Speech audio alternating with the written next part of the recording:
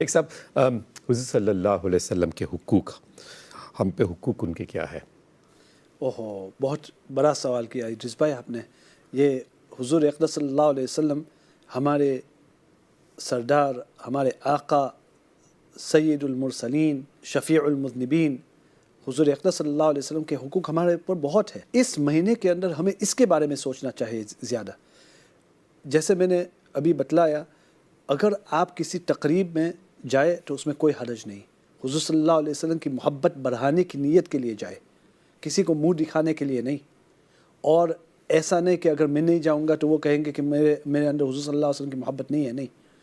اگر آپ کے پاس وقت ہے اور کہیں جلسہ ہے اور آپ جانا چاہتے ہیں اور وہاں پہ خرافات نہیں ہیں، کوئی شریعت کے خلاف کام نہیں ہو رہا ہے، تو پھر آپ جا سکتے ہیں، آپ جا سکتے ہیں اور وہاں پہ اس نیت سے بیٹھے کہ اے اللہ، میں اس لیے یہاں آیا ہوں کہ مجھے حضور صلی اللہ علیہ وسلم سے محبت ہے اور میں حضور صلی اللہ علیہ وسلم کے ساتھ اور محبت بڑھانا چاہتا ہوں۔ تو یہ جو تقریر کرنے والے ہیں وہ ایسی بات کہیں گے جس سے مجھے اور حضور صلی اللہ علیہ وسلم کی محبت بڑھے گی، میں اس لیے آیا ہوں، تو انشاءاللہ آپ کو ثواب ملے گا اور آپ کی انشاءاللہ محبت بڑھے گی، ضرور بڑھے گی۔ اور حضور صلی اللہ علیہ وسلم کے حقوق اس مہینے کے اندر ہمیں سوچنا چاہیے کہ ہمارے اوپر حقوق کیا ہے۔ حضور صلی اللہ علیہ وسلم کے بہت سے حقوق ہیں۔ پہلا حق تو یہ ہے کہ ہم حضور صلی اللہ علیہ وسلم کو مانیں۔ حضور صلی اللہ علیہ وسلم کو ماننا ضروری ہے کہ یہ ہمارے نبی ہے۔ فآمنوا باللہ ورسولہ النبی الأمی، کہ آپ ایمان لائے اللہ کے اوپر اور رسول کے اوپر۔ قرآن کے اندر اللہ پاک نے فرمایا اور کتنے احادیث کے اندر حضور صلی اللہ علیہ وسلم نے فرمایا کہ مجھے نبی ماننا ضروری ہے۔ ہمارے اور دوسرے مذہب کے اندر فرق کیا ہے؟ ہمارے اور دوسرے مذاہب کے اندر فرق یہی ہے کہ جو یہودی ہے وہ موسیٰ علیہ السلام کو مانتے ہیں، عیسیٰ علیہ السلام کو نہیں مانتے۔ جو عیسائی ہے وہ عیسیٰ علیہ السلام کو مانتے ہیں، وہ حضور صلی اللہ علیہ وسلم کو نہیں مانتے، اور یہ دونوں حضور صلی اللہ علیہ وسلم کو نہیں مانتے۔ اور ہمارے اندر فرق یہی ہے کہ حضور صلی اللہ علیہ وسلم آئے تھے پوری امتوں کے لیے۔ قل یا ایھا الناس انی رسول اللہ الیکم جمیعا الذی لہ ملک السماوات والارض، اے انسان، میں آپ کی طرف، میں پوری انسانیت کے لیے آیا ہوں۔ اور جو عیسیٰ علیہ السلام آئے تھے مخصوص وقت کے لیے آئے تھے، مخصوص قوم کے لیے آئے تھے۔ موسیٰ علیہ السلام مخصوص قوم کے لیے آئے تھے، مخصوص وقت کے لیے آئے تھے۔ حضور صلی اللہ علیہ وسلم پوری انسانیت کے لیے آئے ہیں قیامت کے دن تک، تو حضور صلی اللہ علیہ وسلم کو ماننا ضروری ہے۔ دوسرا حق یہ ہے اطاعت الرسول۔ اطاعت کا معنی یہ ہے کہ حضور صلی اللہ علیہ وسلم کی اطاعت کرنا۔ اللہ پاک نے کتنی مرتبہ قرآن کے اندر فرمایا یا ایھا الذین آمنوا اطیعوا اللہ ورسولہ، اے ایمان والے، آپ اللہ کی اطاعت کرو اور حضور صلی اللہ علیہ وسلم کی اطاعت کرو۔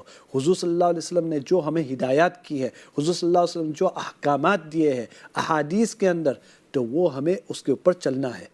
تو یہ دوسری بات۔ تیسری بات، ایک تو اطاعت الرسول ہے، تیسرا ہے اتباع الرسول۔ اتباع الرسول یہ ہے کہ حضور صلی اللہ علیہ وسلم نے جو فعل کیے ہیں، جس طرح کیے ہیں، اور جس طرح حضور صلی اللہ علیہ وسلم کے اخلاق تھے، جس طرح حضور صلی اللہ علیہ وسلم کی سوچ تھی، جس طرح حضور صلی اللہ علیہ وسلم کی فکر تھی، جس طرح حضور صلی اللہ علیہ وسلم کی ادائیں تھی، جس طرح حضور صلی اللہ علیہ وسلم کا چلنا تھا اور کھانا تھا اور سونا تھا، اس کی اتباع کرنی ہے، اس کی اتباع کرنی ہے۔ کیوں؟ اس لیے کہ اللہ پاک نے ہمیں حکم دیا ہے۔ اللہ پاک نے قرآن کے اندر کیا فرمایا؟ لقد کان لکم فی رسول اللہ اسوۃ حسنہ۔ اللہ پاک نے فرمایا کہ تمہارے لیے سب سے بہترین نمونہ حضور صلی اللہ علیہ وسلم ہے۔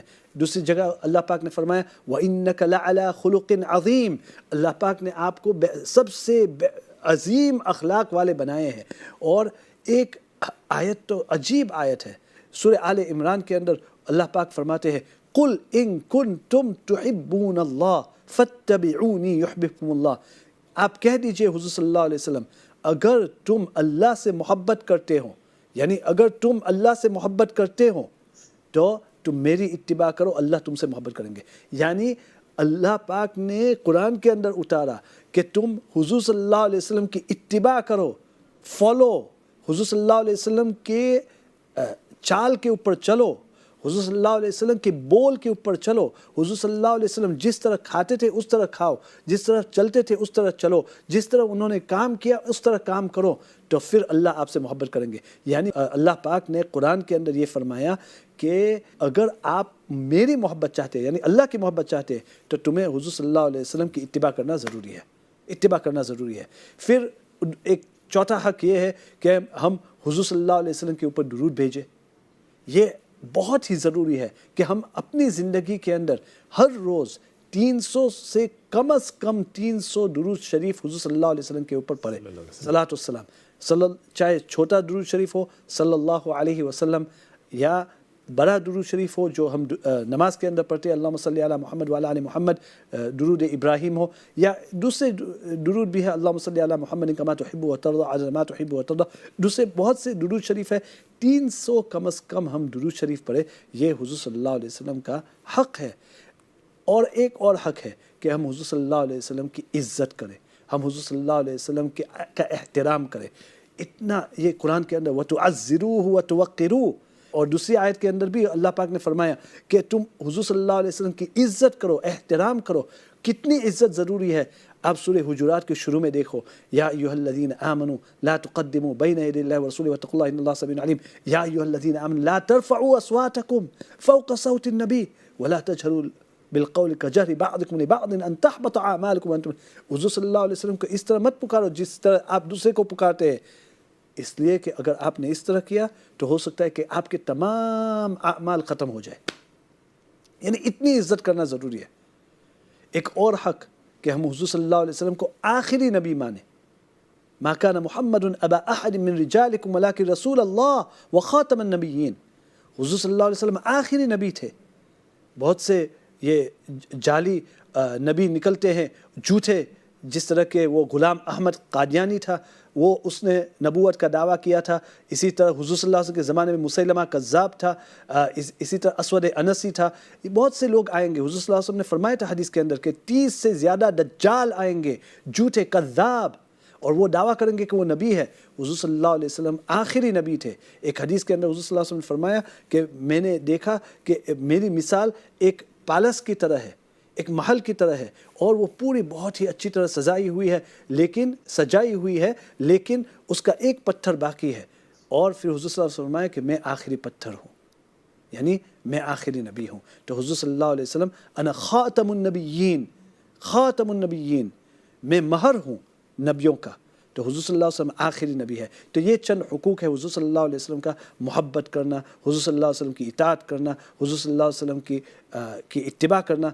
मैं मोहब्बत का भूल गया था, मोहब्बत करना ये भी एक हक़ है, बहुत ही मोहब्बत करना हुज़ूर सल्लल्लाहु अलैहि वसल्लम से। ये सूरह तौबा की एक आयत है, कुल इन काना आबाउकुम व अबनाउकुम व इख्वानुकुम व अज़वाजुकुम व अशीरतुकुम व अम्वालुन इक़्तरफ़्तुमूहा व तिजारतुन तख़शौना कसादहा व मसाकिन तर्दौना अहब्बा इलैकुम मिनल्लाह व रसूलिही व जिहादिन फ़ी सबीलिही फ़तरब्बसू हत्ता। बहुत ही ख़तरनाक आयत है जिसके अंदर हुज़ूर सल्लल्लाहु अलैहि वसल्लम ने, अल्लाह पाक ने एक वार्निंग दी है, एक धमकी दी है कि क्या आप अपने वालिदैन से और आप अपने बच्चों से क्या अल्लाह और रसूल से ज़्यादा मोहब्बत करेंगे? अगर ऐसा है तो आप मौत का इंतज़ार करो। इतनी सख्त। तो हुज़ूर सल्लल्लाहु अलैहि वसल्लम से मोहब्बत करना बहुत ज़रूरी है।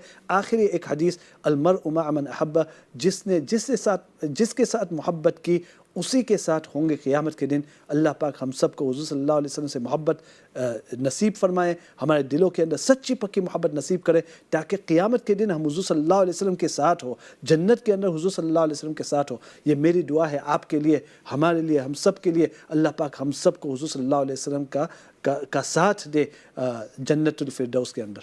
बहुत बहुत शुक्रिया।